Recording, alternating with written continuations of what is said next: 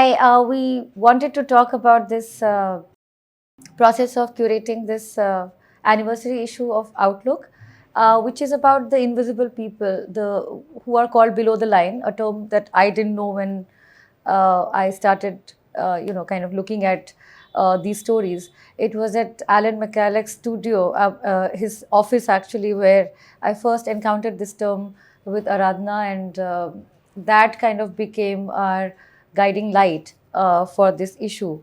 And we have two guest editors, Gautam and Aradhana, who have really helped us understand this world of cinema and behind the screen. Hello, everybody. My name is Gautam Pemmaraju, a filmmaker and a writer from Bombay, and a guest editor on the annual issue of Outlook. Beyond what appears on the marquee and what illuminates the silver screen, there's a vast, dynamic, living, breathing ecosystem of labor, material, technology, and processes that shape the creative outcome of a film in numerous critical ways. From the placement of a light by a gaffer on set to the placement of a sound by a re-recording engineer on the soundtrack of a film, the efforts of countless cine workers remain mostly unrecognized.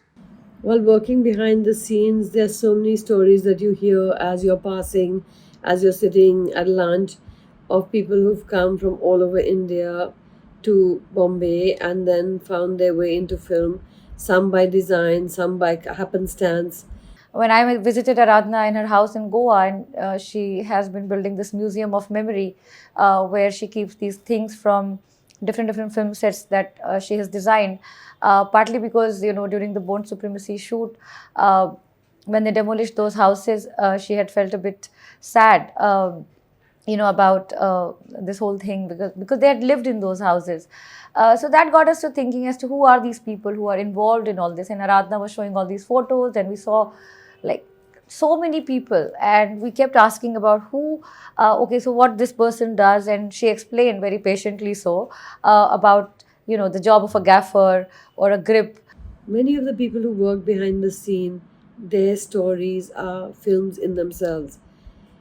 Someone whose father came to Bombay and was a stunt master, and his son has become an actor, a caterer who next generation has taken on the catering service and expanded it, an extras coordinator who worked at a studio, whose son is now working as the main coordinator for extras for 20 films a day with a few hundred extras to each film.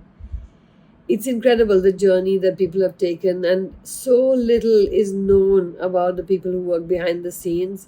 When you see the rolling credits, it's just like a series of names and designations. And we wanted to bring out stories of a few of the people who work behind the scenes.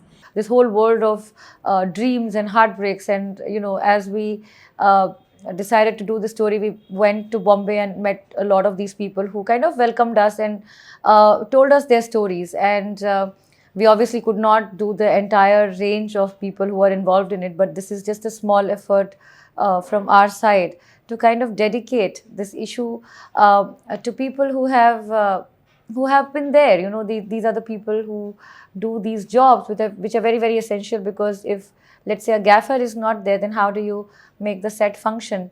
And these people are geniuses in their own rights, because they improvise, they kind of innovate, they kind of understand the story, like a director would actually, and then create the setting for a story or make that setting work for actors. And we never get to see them. A lot of these credit lines in films never mentioned them.